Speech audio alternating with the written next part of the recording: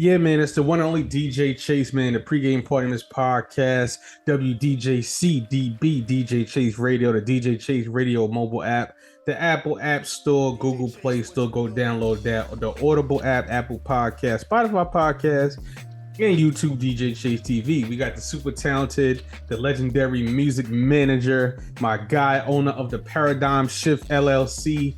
If I'm correct, West Hempstead's own Andre Mullen in the building. What's going on, brother? Oh man! Oh, thank you so much, man. Yo, what's going on, man? I'm excited to be here. Excited to chop it up with you, man, and get into some things. Yeah. The music is definitely on a paradigm shift from independent to major to independent. So we're gonna talk about all that goodness. I want to get into, well, first and foremost, how you feeling today? Yo, I'm good, man.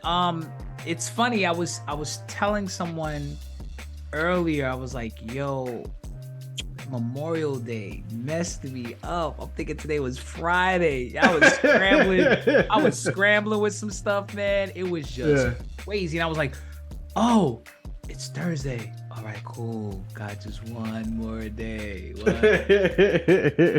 You good for sure. Yeah. Now I want to get into your background a little bit. You know what I'm saying? You are a vet, you're a legend, at what you do. So I want to get into your background. So you from West Hempstead, Long Island, correct? Yes, I'm originally from Roosevelt. Pretty much born in Brooklyn, raised in Roosevelt, and now I'm in West Hempstead. Gotcha.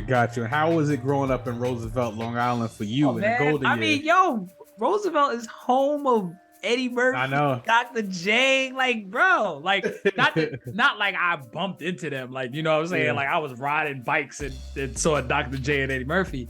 But Roosevelt was good, man. Roosevelt was always good. Was always good. It was always, growing up was a beautiful thing. My mom was she's a retired teacher. My dad is a retired apartment sanitation supervisor. Yeah. My mom worked. She worked in Brooklyn. So I went to school in Brooklyn. I didn't go to school in Roosevelt. I didn't go to school in Long Island at all. I always went to school in Brooklyn. I worked out there. So so that was kind of that's kind of like where and how everything was.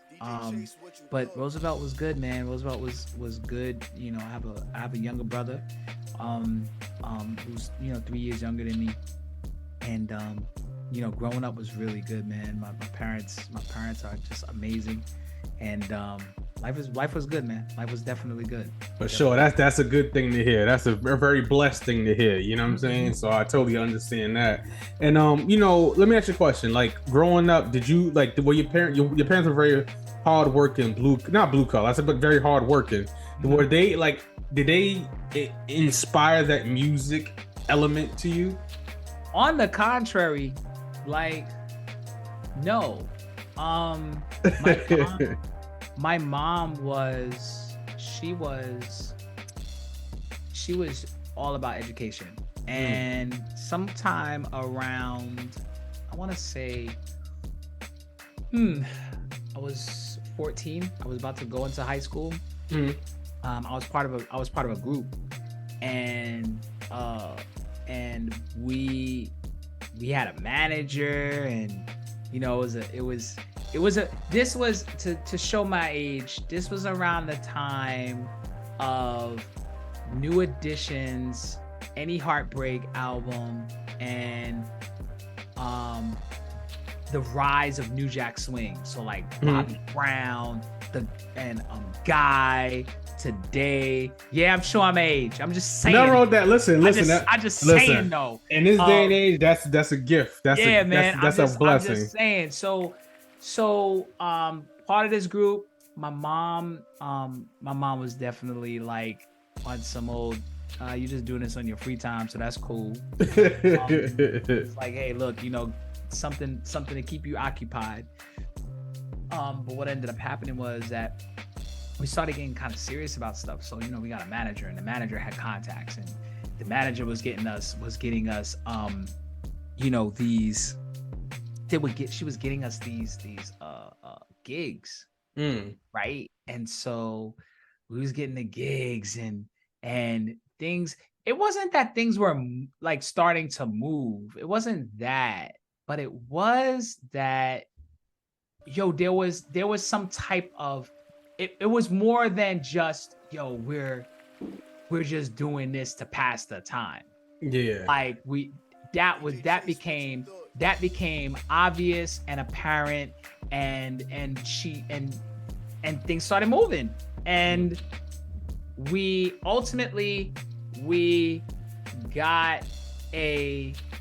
separated from the manager. The group broke up, but it was still me and my man, you know what I'm saying? And we were like a two-man squad.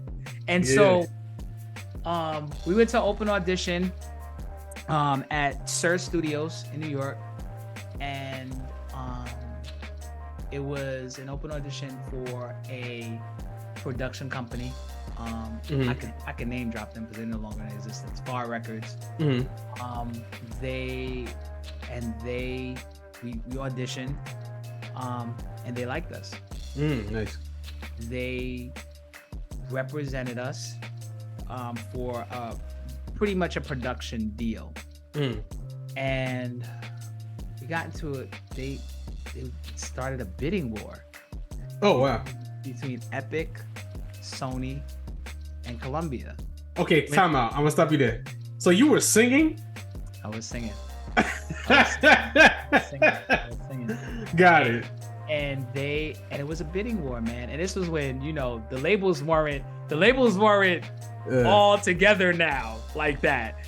So because now obviously Sony owns Epic and Columbia, but they were literally separate entities. And there was a bidding war. We got and Columbia offered us a bigger contract. It was 7 figures. Nice. 6 figures, pretty much signing bonus. And when I told my mom, she was like, no, you're not signing. Wait, what? She said no, but the other piece was that my friend he was into church, and he was like, yo man, I turned down a deal for us. So I was not only dealing with this from my mom, but I was also dealing with this from my friend. Wow. I what's crazy? I feel that in my soul right now. Like I thought I had it bad. That's crazy. So I mean, my mom, I knew was she was always like when I see it, all right, cool.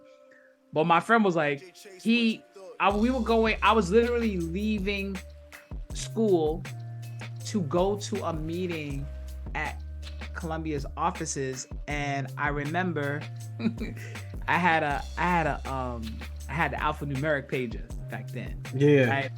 And I got this page, and it said, "Turn down the deal. Come check me later today, and I'll explain it all to you." Bruh. Let me tell you something. You're a better man than me. Bruh. That's all I'm gonna say. I promise you, I literally said, the only way that he's gonna be able to live is if he tells me God himself said, don't take it. So I went later that evening, I went to his house, rang the bell. I was prepared to beat this dude in his face. I was prepared. That's crazy. I was prepared. And he told me, he said, yo man, yeah man, I had to turn it down because, I told him we don't do secular music. And I was like, what? He was like, I told him that I wanted to know if we could do gospel music. I was like, bro, we don't do gospel music. We do R&B music. We don't do gospel music. And you're a better man than me, bro. Yeah, there are. It's funny, man, because I look at some of these moments in my life, man, these moments send any moments. The moments in our lives send us down paths that really are where we're supposed to be. For sure. You know what I'm saying? I agree with that. And so he, in that same conversation, he told me he was going away to school. And I was just like, man, whatever. And I didn't really know what I was gonna do next. I just knew I loved music. I just knew that I wanted to be around it. I didn't know if I wanted to sing or what. But I think what ultimately happened, the company that Far Records, they actually turned around and hired me as a production assistant. Wow. Right. And so they hired 3 of us. I was their last hire. The other 2, those dudes were producers. They were like them dudes produce music. Me, nope. I don't produce music. So I'm like, oh man, I gotta figure out what I'm gonna do, bro, because these guys are gonna fire me. Because I knew they kind of hired me just on some straight GP stuff. You know, like, hey, look, that didn't work out, but we here to let you know that we ain't forgot you.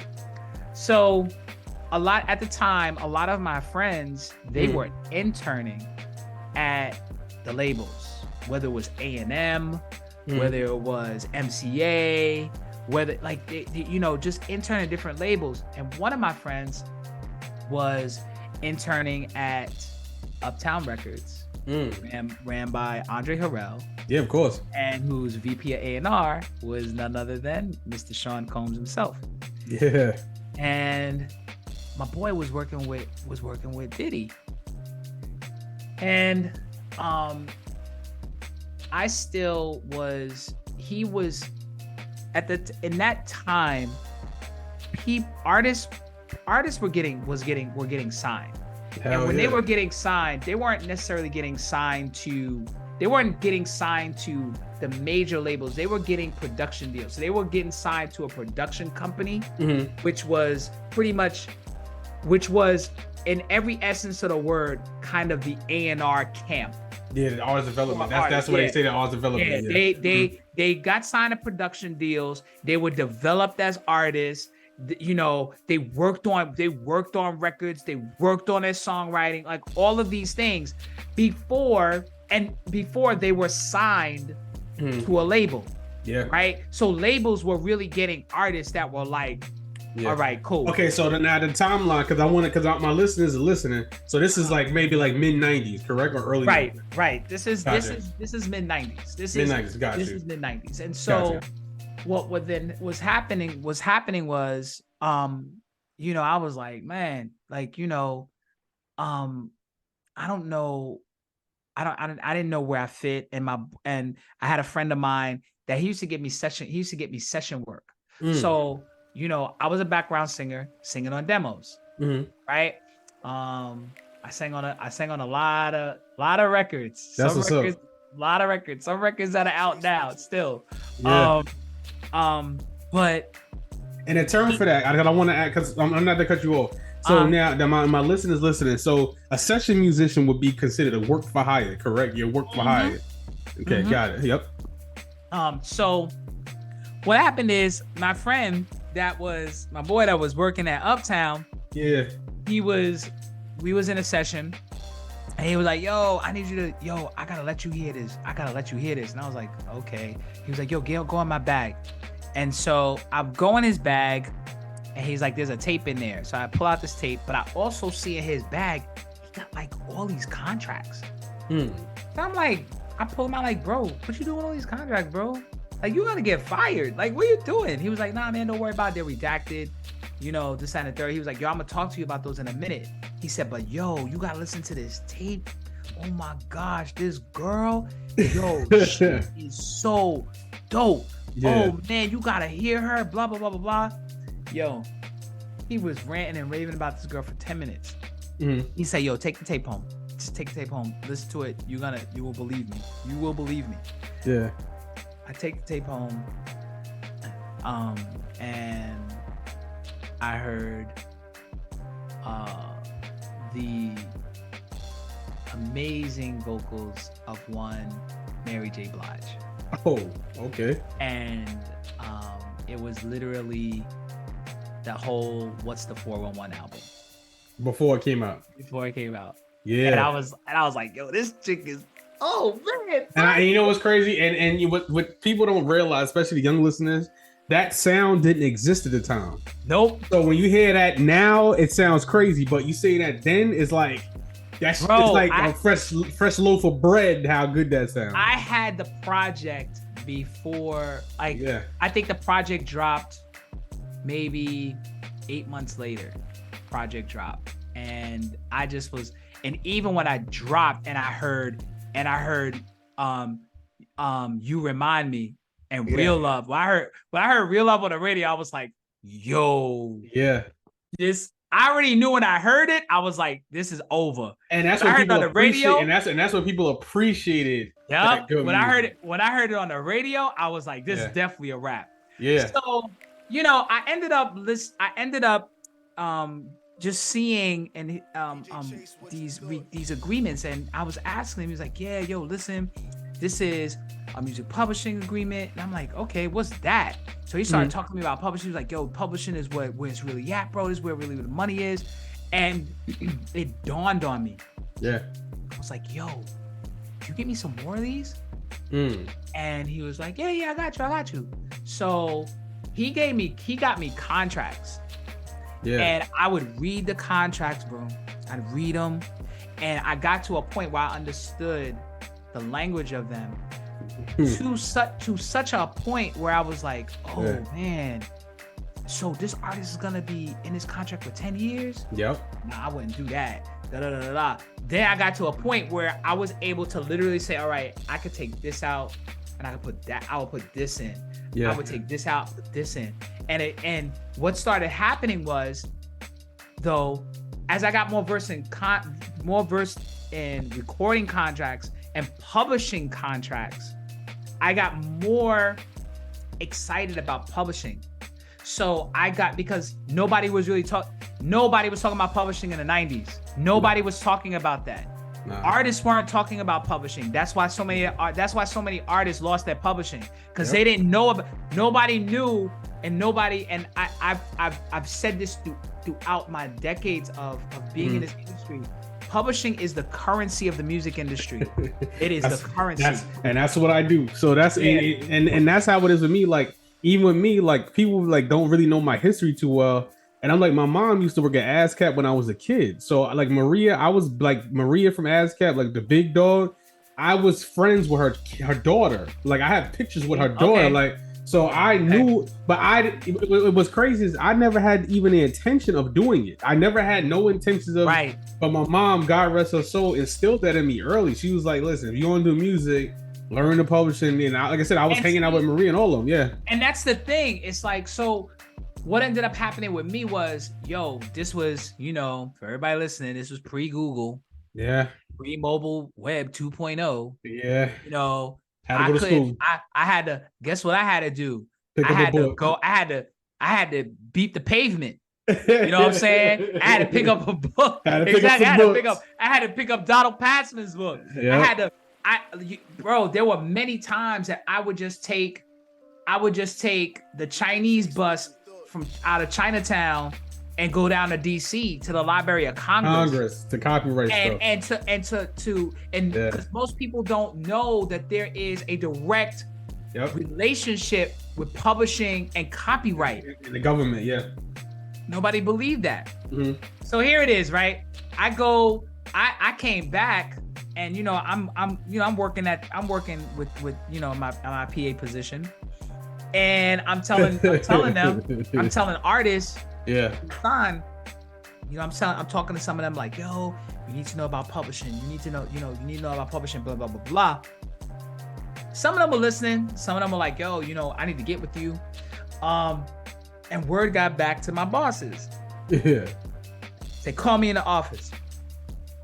And they were partners, they were brothers. So one of them was like, man, who told you to go talk to these artists about publishing? Who told you that? So he's going in. I'm thinking like, yo, I'm about to lose my job. But you know what? I'm going out. If I'm gonna lose my job, I'm going out. So I said, listen. So I just literally grew up on them about publishing. So I was like, yo, blah, blah, you know, just why they need this, da, da, da. And he says, wait, no, man, I'm not mad. Oh wow. Like, I'm not mad. He said, yo, we were talking about this because some of the artists came talking to us about publishing, and we don't really know it like that. He said, but you do. He said, so this is what we're gonna do. None of the artists that we sign are going into the studio without talking to you first. Oh wow, that's what's up. Yeah. And I was like, word? Oh, okay.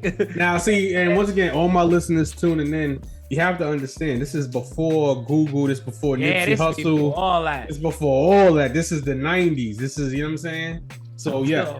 So then what ended up happening is I spent the next maybe almost 3 years in publishing. You know, working with artists, and working with artists that got signed, working with artists that kind of went not, they were indie, but not indie in the sense of how indie is now. You know what I'm saying? Because indie back then was very different. Like indie, like you really couldn't break records as an indie artist. Yeah. So indie. So for example, like Raucous Records, that would be considered indie back then. So like a Raucous, or not so much a Rough House, but I'll say a Rough House or a Raucous. Excuse me. Selector hits. Yep. Like those were indie. They were, and yo, even Eazy-E's label. Ruthless, like Ruthless. That was an independent label. They were pressing up their own records and selling themselves, and selling it themselves. And then once again, and not to cut you off, Mr. Mullen. So the same way, if you're listening, independent distribution doesn't mean you're signed. That just means somebody puts it in the store for you. Right. So you have to pay for everything. Right. And they put it in the store, and you collect the money. They collect the money and pay you from that. Right. Indie back then was a lot more challenging. Yeah. Because you had to have the relationships. Yeah. Like you had to. Like you had to have the relationship with a record store. Yep. You had to have the relationship with radio. You had to. Yep. Like there was no, like it does. If you put out a record and you didn't have, because again, this stuff was expensive. It was expensive to press up. Even studio time was expensive. Yeah, all that stuff was expensive. And yeah. I tell a lot of people that I talk to about those times, like, bro, listen, everybody didn't have a studio. Nope. Right? So when my friends would say to me, yeah, yo, I'm going to the studio, this, that, and the third. Yo, 9 times out of 10, they were getting signed. Yeah. They were getting signed. If any of my people was like, I'm going to the studio, we working on, but I know where this is going. Yeah. Yo, you gonna get signed. You're gonna get signed. And literally anybody that I knew was literally getting signed. So that's what's up. The industry was just really different. And so I came up in an industry that I cut my teeth very different.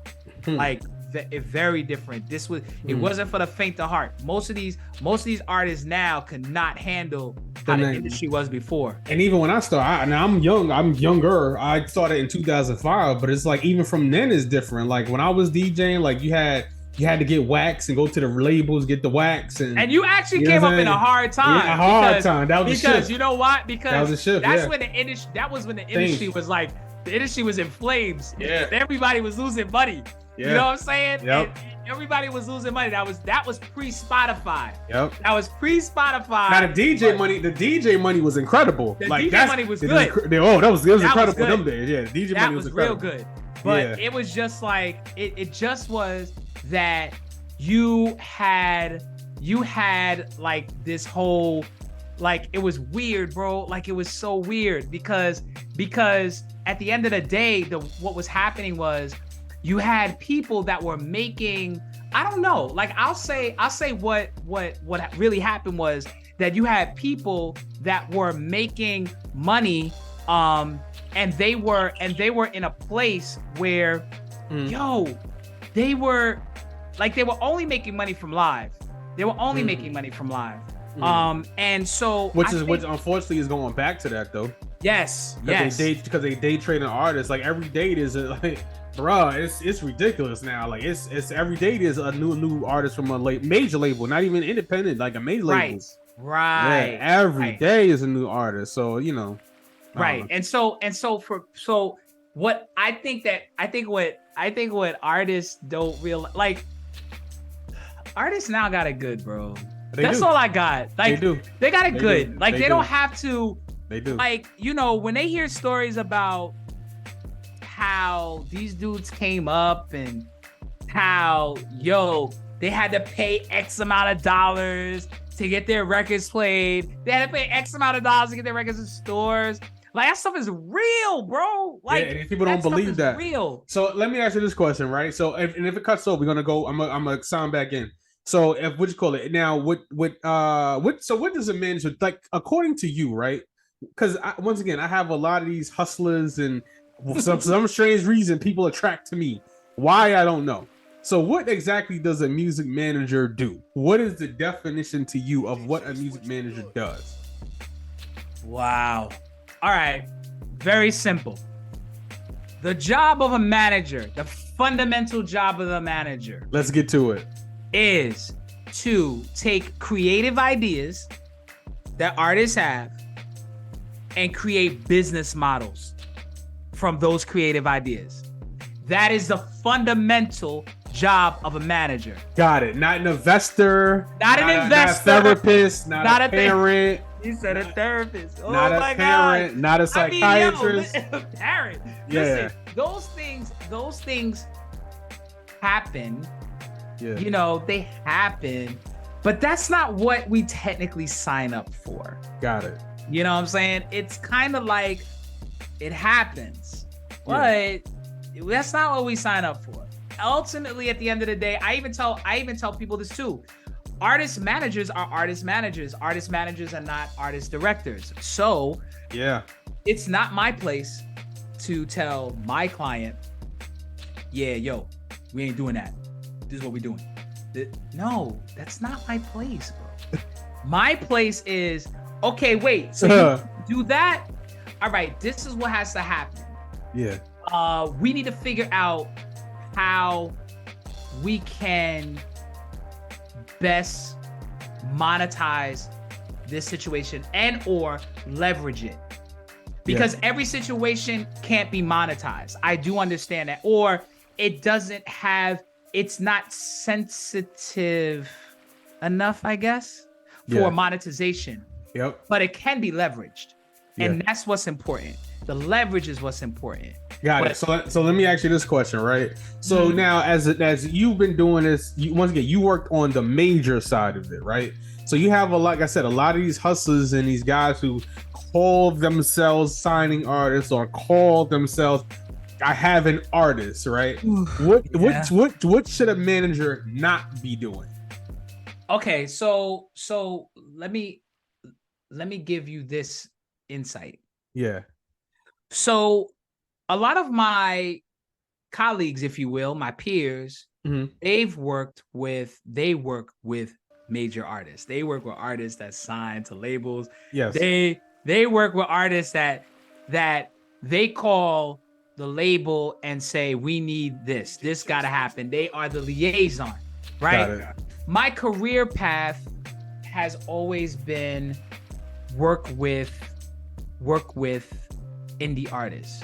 And because it's been with indie artists, I have an affinity for a lot of the business. I understand that, right? So as a result of that, I'm very and for people who listening, what he means by that is when you have an affinity like that, your understanding of the business makes you want to go independent. That's why he's saying yes, got it. Yeah. Yes. So I just want to clarify that because some people might not understand what you mean by that. So yes. Yeah. So the more it's like the more you know. Yes. The more you're accountable to, and the more you sit back and say, yeah, I don't want to go there. Yep. Like, they do this, but yo, you could do that over here too. And keep all the money. That's the point. Keep all the money. Yes. Right. So what managers do not do,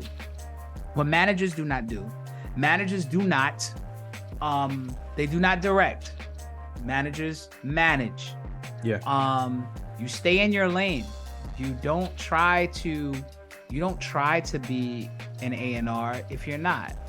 Mm-hmm. You don't try to exert this whole, yo, I manage you, so this is what we're gonna do. That is where I feel the relationship between artists and artist managers has been strained. Yeah. Because artist managers try to come in and they say, you're going to do A, B, C, D, and they themselves don't produce any work. They don't work. They're waiting, sitting back like, all right, yo, Chase, you want to work with my artist? Yo, you better call me, and this is what you better do. Blah, blah, blah, blah, blah. I'll deal with it all, It can't work that way because ultimately, the artist looks at this and says, yo, I'm trying to create a relationship with Chase, but Chase is over here saying, yeah, man, I don't really want to deal with you because you're a manager, bro. I do that. Yeah, he be trying to come for my throat. I'm trying to understand why. I had to do that 2 weeks ago. Yo, and I hear you. And that's and so the job of a manager, what I don't need to, I welcome if I'm representing an artist that your work that you have an interest in, I welcome you developing a relationship with my client. I want that. Yep. I want that. Yeah. Only time I need to come in is when the business is involved. Yep. You know what I'm saying? I want you and my client to be the best of buds. Because guess what? When opportunities open up, you're gonna call your man. Hey, yo, bro, I got this, that, and the third. Yo, you gonna come through. Yo, all right, cool, Chase. Yep. Let me go talk to Andre. And it's crazy. Get the particulars together. Yep. And yo, let's get it done. And it's funny because that's what it is, because even like right now when I sign artists, like I'll sign an artist as a single deal because like we said, the more you know, the further you can go and the less headaches that you have to deal with. So even like with me, the whole time I'm like, all right, well, I have the studio in my house. I'm sitting there, a whole bunch of guys rapping in my house. Let me start a label. I was like, I was already doing it. So I was like, but then I started learning like, okay, I could start doing singles and work for hires and you know what I'm saying? So I'm like, okay, this is how it's done. You know what I'm saying? And even when I'm trying to like, because even people see me, they see, oh, you successful as an indie artist or indie DJ, and they be like, oh, why don't you manage me? I'm like, bro, I'm not a manager. Like that's not I am not a manager. Like I tell people, like I don't even play that. So with that being said, you know, what does a manager look for in an artist? Like what does a manager overall look for, and what do you look for in an artist? Wow, like that all depends on the artist. To be honest, or I should say the manager, because it all depends where the manager is. Some managers are looking, they want to work with artists that are, you know, they don't mind working with new artists. And so what they look for is really based on potential. Those managers remind me of A&R scouts. They are like, yo, this artist, like they got the potential. I have some connects here. I have some resources here. We could build it out. We could build them out. Then you have what I call like kind of like mid-tier managers that work with artists that really are at a place where they need help. Like they need administrative help. They Yeah. have a couple of things going on that now requires someone to kind of come in and really help to build. You know what I'm saying? And really take care of and manage, manage. Now hold on. Now I want to ask you this now. So a lot of artists, like, because even like now you see a lot of these stupid clips on the internet that supposedly tell artists how to do it. Now, how do you feel like the popularity contest with artists? Like, you know what I was getting ready to say. Yeah. Like the social media. I'm a work with this artist because of social media, but they can't sell 2 tickets to a show. Well, yeah. I mean, listen, I love, I was looking at something. You reminded me about an interview that Elliott Wilson had with Nicki Minaj. That's what I was getting to. And she said that, the music industry is based on popularity. It's not based on talent. And 100% agree with it. It's about sales for music is about people. It's about artists having a audience, not a fan base. So there's a difference. Yeah. An audience, we all have. If you have social media, you have an audience. Yeah. You have an audience. You may have, whether you have 500 followers or whether you have 5 million followers. Followers are an audience. Yeah. Right? Fans, though, is something different. Fans are people who are interact and engage with you. Yep. Fans are have a expressed loyalty, if you will. Yeah. To an artist. They're trying to be where the artist is at all times. Yo, gonna be at the Prudential Center? Yeah. I'm buying a ticket. Yep. Audience says, "Oh, you're gonna be at Prudential Center? But I'm going on a date with my wife that night, so and I'll get it for free." Yep. Yeah, I'm good. So what to your point and to what you're asking is, I believe that what we are seeing in music right now is that artists have to hone in and really begin to engage and interact with their audience to build a fan base. If they do not do that, and if they don't want to do that, which is on a paradigm shift, which is a key integral part of the tweets and the email blast. Right, we're gonna get into that. Right. And because if you're not gonna do that, then don't do music. Straight up. Or do music, but don't come on social media. Oh man, there's no exposure. I can't get that. Listen, this is a therapy session to me. So I appreciate. This is what I deal with.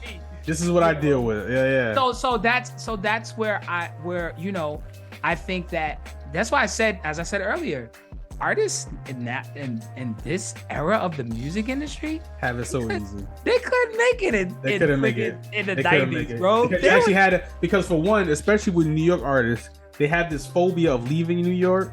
And I'm like, bro, you will be. Listen, I don't even know no ways to say it. Like, I'm like, listen, you on your own at this point. Like, if you don't listen, I get in my car every month. I'm hitting a new place. Every when I get a chance, I'm so booked up. Even when I'm not booked up, I'll make up reasons to go to another state to promote.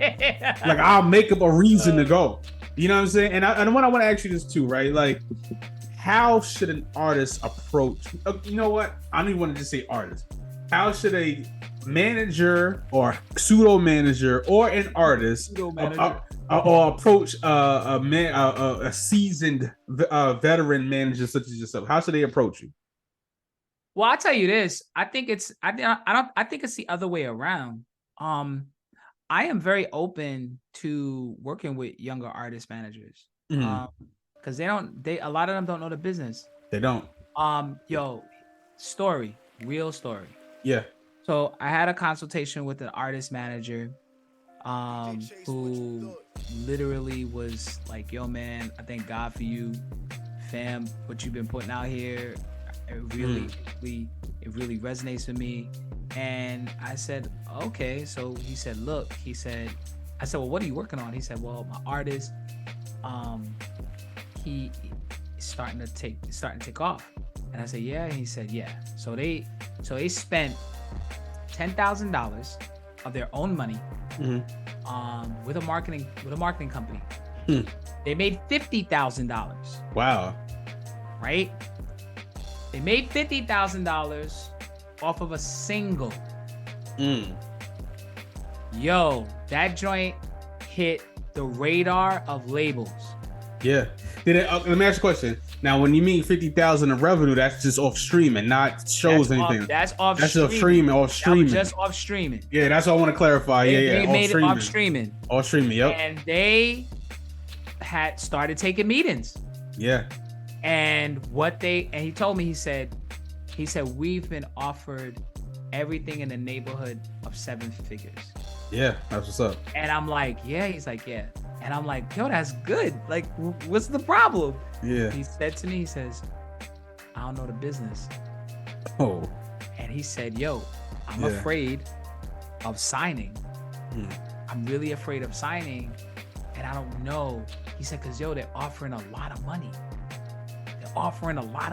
And I was like, it's like, yo, I'm like, he's like, he was like, "Yo, and it's life-changing money. For me and my man, it's life-changing money." Like, hell yeah. Lives. He said, "But it's just, yo, I don't know yet." And so I told him, I advised him, I said, "Yo, just make sure you have you get a good lawyer. If you need a lawyer, let me know. I got one I can refer to you." I said, "But I understand." And he said, "Yo, man, I subscribe to your newsletter. Yo, man, anything that you put out that's resources, man, I'm taking."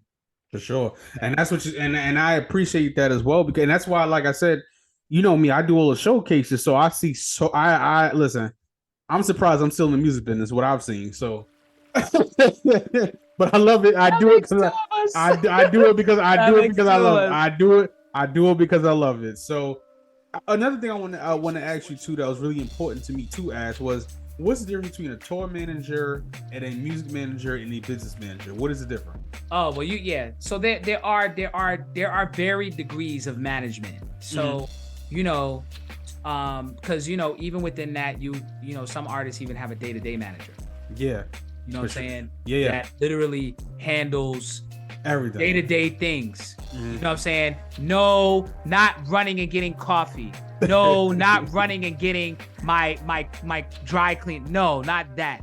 But the day-to-day of managing and administrating calendar, managing and administrating appearances, that's day-to-day management, right?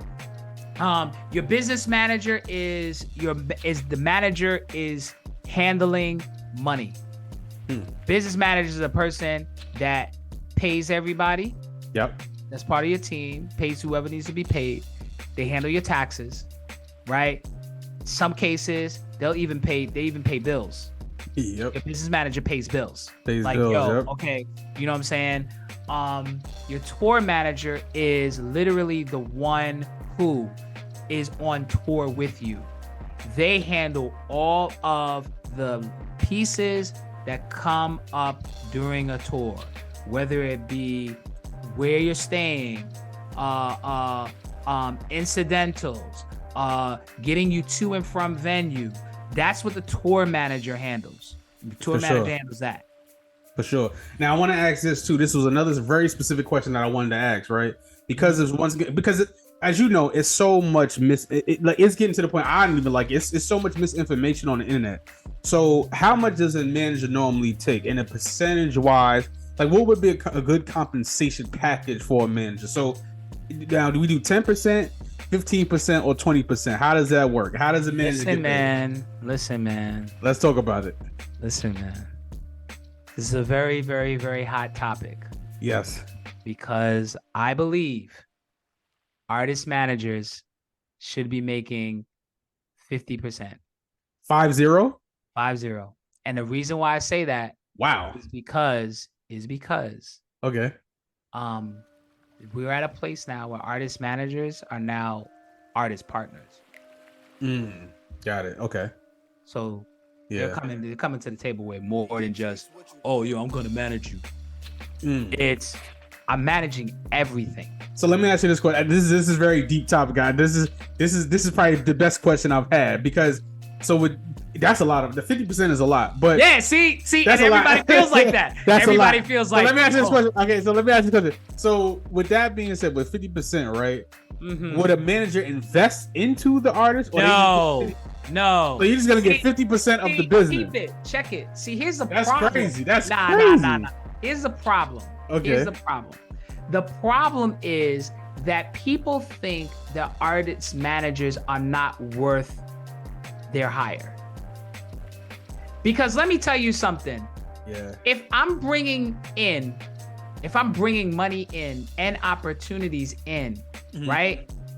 Why can't I get half? Because guess what I'm doing? Yeah. I'm carrying the weight here. I am partnering with you. Yeah. All right. So let's. That's a big piece. Hey, listen, bro. Listen. Hey, that's my hot take. And I know people. I know how. Yeah, people I gotta cook this up. Because ultimately, it is an equity position. Because most of the time, let me tell you what I was yesterday years old when I found out this. Okay. You ready? Let's hear it. Michael Jackson, right? The king of pop. Yeah. He paid his lawyer. His manager. $15,000. $85,000 a month. $85,000 a month. $85,000 a month plus. Yeah. 15% commission. But that's Michael Jackson. All right. So hold on, and then also too, and then not even that, he was selling rap. He was selling actual. In no way can an artist perform. Listen, unless you are Drake. Listen, nobody can sell. This is the problem. This is the 50%? problem. This That's is the crazy. problem. Artists want managers to be out here, and they want artist managers to be partners. Yeah. Right? But they don't want to pay them as a partner. Okay, now if you saying from that perspective, that makes total sense. Right. That makes sense. They don't want to pay them as a partner. So what they want is, well, yo, you know what? If you gonna be my manager, then you gotta bring in. You gotta work too. Yeah, that makes sense. And I'm gonna give you 10%. No. Okay, that makes sense. You know what? I'm just like, I mean, like I said, I'm not a manager, so I wouldn't know. But it's just like that's a lot. But I understand where you're coming from. But think about it. Even if it was an equity position, right? If it was an equity position, right? I'm out here. I'm leveraging my resources, my contacts. Okay, got it. Okay. To get us to money. The next level. Yeah. And then you turn around and say, "Oh, yo." Maybe because I'm old. Maybe you know what it is. Maybe because I'm older. So that's why I'm thinking like maybe it's because of how I feel. Like if I'm saying, because if 50%, I have no problem giving you 50% if you invest into me. 50% is cool. But that's a lot. Though. Yeah. But check this out. But then if it's an investment, if it's 50% and I invest in you, then how do I get back my investment? No, I'm agreeing with you on that. If you invest, this is what I pose. Okay. Is because yo, listen, LaRussell put something out there too. A couple of weeks ago. Oh yeah, that was stupid. Yeah, talking about managers. That was stupid. If you're not willing to invest, that's stupid. Bro, yeah, I don't agree with that. I'm investing. Yeah, sweat equity is still invested because you can be doing something else. You can be doing something else. No, listen. I agree with. Hey, look, if I'm gonna sit, I don't agree with no manager sitting back and saying, "Yo, well, nobody hit me up, bro." So, nothing's going on. So let me ask you this question, right? So with that 50%, and we're gonna wind down a little bit too, because I want to get more into you. Like, okay, you take 50%, right? And a lot of artists today, and I understand where you're coming from. I totally do, because me as a DJ, I've seen these managers do a lot that they shouldn't be doing. And I feel like the unrealistic expectations of artists today. Is that why you say, you know what, I'm just done with it in 2021? You just said, listen, the unrealistic expectations of the game. Yeah. I'm here for it. I got my homework. I'm here for it. All right. So I believed that what caused me to stop, what caused me to, in every essence of the word, retire, if you will. No, I understand. I understand. And I'm calling it, and I'm really calling it retreading. Yeah. That what caused me to do that was because I felt like I kept coming up. I felt like the music industry, like there's not enough of artist managers, bro. There's not enough. Nobody wants to do this. You gotta be out of your mind to want to be an artist manager. And on a side note, for those who are listening, you artists, you need managers. Yes, you do. You need a manager. Emphatically, need a manager. Take it from DJ Chase. I get called. I didn't get. I'm gonna show you an email I got just maybe 6 hours ago. Let me tell you how bad this email was. Trying to book an interview with me. I'm gonna put it on the screen how bad it was. Oh Lord. This how bad the email. Where is it? Okay, there you go. First of all, this is no introduction, no nothing on the email. I'm like, I'm supposed to get it. Like, who's answering that? Who's answering? Like, artists, you need a manager. Yeah, like real talk. Need a manager. Real rap, real spit, no cap. You need a manager. You need a manager. You need someone. You do. It's just that I believed that I was tired of doing management the way I was doing it. Yeah. I was tired of working with artists who didn't really respect my knowledge. Which I understand, and more than you know, brother. It's like you don't really respect that. At the end of the day, like the only place you're getting somebody to talk to you about metadata is at a label, and you can't get to a label right now. The only person that can talk to you about music publishing is at a publisher, and you can't get to a publisher right now. Nope. The only person or the only entity that can even really talk to you about a release schedule is a label, and you can't get to them right now. Yep. So you're now talking to somebody who understands these nuances and understands all these parameters, and you're like, oh, well, I don't want to do that. Oh, well, it's not that serious. Okay. Word. No, you know what's funny, Andre? It's like, I'm just like, it's like I said, it's literally talking to like just the therapist of this. This is therapy for me too, because it's just like, I see, so like I do these big events and I've DJ'd all over this country, and I just be like, y'all have no idea how this works. And I sit here and I really be saying like, and you know what's funny? And I know you probably understand this more than ever. It's like from the all the way to the highest top to the belowest of the low, and nobody really gets how this works. And even and that's what I tell people all the time. I'm like, if you knew these artists that y'all praising so much, you wouldn't even speak to these people on the street if you know how retarded these people are. But then everybody talks about, I'm trying to get the bag, son. Okay. I'm trying to get the bag, son. I'm trying to get it. All right. So now that I'm wanting to put things in place for you and organize it to get the bag, you over here acting retarded. I don't know how it's like, bro. Like you can't listen. What we can't do is we can't act like this is we can't act like this isn't about work. I have always been an artist. artist manager Yep. who has focused on creating sustainable avenues Careers. of revenue. Revenue. Like, we're not doing, I don't care about playlists. Yep. You getting on a playlist doesn't mean we're making money. It don't. Oh, wait, but hold up though. You got an email list and we got subscribers and we got, and we oh yeah, now we can start talking about what we can do with that, how we can leverage that, how we can monetize that. So that's where I'm at. Yeah. Yep. That's really where I'm at. And for those who are listening, Andre is explaining it in the sense of a business, not just homeboy management. He's talking about you got to copyright your name, have a release schedule, have a merch release day, have merch coincide with the single, have a video release day, you got to put your playlist in. You have to get, you have to troubleshoot and relay it on a Friday 4 weeks in advance. And these are the things that you have to know what Harry Fox is. I have to register your MLC and the sound exchange and the ISW. This is all how you make the money, and then you get paid from that. All the hard work you get what I'm saying?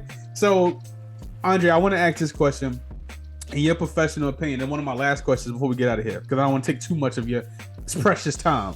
Now, with that being said, with sweat equity and how much time and resources, like in today's paradigm shift of the indie artists, and I air quote indie artists, right? In today's paradigm shift in the new music business, should an artist stay independent or should they go major? So, full disclaimer, I have always been pro label. I've always been pro label. I've always been pro label, particularly because a lot of artists, they need a team. Yeah. I think they're really talented. They need a team. And some artists, I believe, can benefit if that's where they start from, Chase. That's an amazing start. That's an amazing start. Yeah. If that's where they start from. But they have to learn how to leverage that. Yep. But for the artist that says, I want to stay independent, I want to, then they have to realize that they are playing the long game. They have to play the long game. So that means that you do have to kind of forsake the whole you got to take the small wins. Yep. You got to take the small wins. You have to let them compound out. You have to leverage them. And you have to be okay with that. Yep. You have to be, because you understand what the long game is. You understand where ultimately you want to be. You understand where it is that it needs to go. What I believe, and one of the reasons why my newsletter is called The Paradigm Shift, is because I have always been an artist manager who has been a market analyst. I don't look at what happens in the music industry for the sake of gossip and entertainment. Yep. I don't care that Drake released More Life and wow, this is kind of like a playlist. I don't look at it like that. I looked at it like, why did Drake release this project? Yeah. It's like a playlist, and there's 2 songs that he's not even on. So what's behind that? So I think in those frameworks. Yeah. Which is one of the reasons why I write my newsletter and I talk on socials in terms of framework. Because now, in my research, being that you were a finance analyst at Vibe magazine, right? Your perspective and your scope is based on, guess what? Positioning. So you have to understand, an artist has to understand their audience, their fan base, and what their position is in the marketplace. Am I correct? Exactly. And and what really, I'll tell you straight up. Yeah. Artists that are winning, in 2023 and beyond, got it. focus on 3 things. Let's get it. They focus on building an audience. They focus on cultivating a fan base, and they focus on creating and controlling distribution channels. That's it. Those are the 3 things. An artist that does that, fam, they gonna win forever. Yeah. And they can DJ for 20 years. No, baby. it's gonna be serious. That Word is up. because artists have to stop. And I wrote a piece on LinkedIn in 20. Yeah. I think it was like in 2008, 2008. And I said artists have to see themselves as brands. I said it in 2008. And this is and with that being said, this is before the tainting of America with Steve Stout. This is before that. Come on, man. There you go. And so I knew that the only way that artists were really, the only way they really gonna make it is if they turn around and say, yo, hold up, pause. I'm like Coca-Cola. So what do I gotta do? I gotta really put some things in place, put some things in order, so that I can continue to create a sustainable brand. There you go. Andre Mullen. I want to ask my very, very last question before we get out of here. Now, what advice, and I always ask everybody this, what advice do you have for anybody getting into the music business today? You better have a lot of money, bro, because yo, it's expensive. It's either you better have a lot of money, word up, or you better be willing to play the long game. Long game, yeah. Because if not, like real talk, I'm telling you, the music industry right now is ripe for people who understand that they can use music to create a fully functional, fully sustainable, high revenue driving brand. There you have it. That's what it is. Andre Mullen, you got to pay for the rest of this conversation. You know what it is, man. Believe it. There's a lot of money. Word up. You got to pay a lot of money. We expensive. A lot of money. I ain't cheap out here. Word up. My guy, Andre Mullen. Thank you, brother. Thank you so much, man. Where can people find you on social media? The legendary manager. Where can he find you? It's real easy. It's the Andre Mullen, THE, the Andre Mullen. Sorry, the Andre Mullen on Instagram, on Twitter. And on LinkedIn is Andre Mullen, MBA. You can find me on LinkedIn. All you gotta do is really just search artist managers or artist management. You definitely can check out my website. Yep, I got a website. Yeah, I got a website. Nothing wrong with the website. All right, websites, Andre Mullen. AndreMullen.me. Go there, check it out. I got the playbook. I got the newsletters. Please, you need to subscribe to my newsletter. I got some great things coming up, and yo, man, stay tuned. There you go. You have it. Andre Mullen, legendary music manager, consultation, concierge right now, concierges right now. Subscribe to that newsletter, The Paradigm Shift. I'm on there. I think I wrote a review, if I'm not mistaken. I'm on there. You'll see me on there a little bit. I am DJ Chase, man. The pregame party in this podcast right here on WDJCDB, that DJ Chase Radio mobile app, Android phones, iOS, Apple phones, DJChaseRadio.com. You see the merch, get the merch. You know this, man. DJ Chase. Ja.